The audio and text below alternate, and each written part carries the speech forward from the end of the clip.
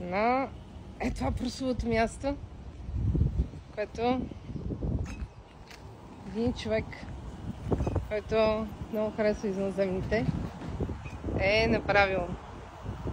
Каза се, фалшини тук продават телешко месо, обаче магазинът е направен по невероятен начин.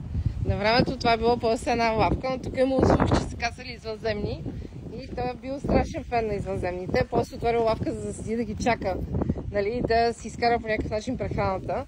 Всичко това е направено от него, от семейството му. С годините се е разраснало и се превърнало в нещо голямо. Вижте колко яко. Тук има такива много готини извънземни. Извънземни има навсякъде. Целият паркинг, магазина и това е нещо, което току-що са построили. Аз, честно казвам, не разбирам, пише, че някакъв хотел, обаче то е затворено. Не прилича на хотел, но може и хотел да е наистина.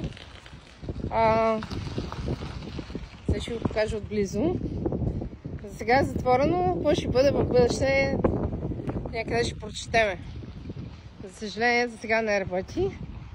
И така, там се намира по пътя между Лос-Анджелис и Лас-Вегас, някъде на 70-80 мили от Вегас.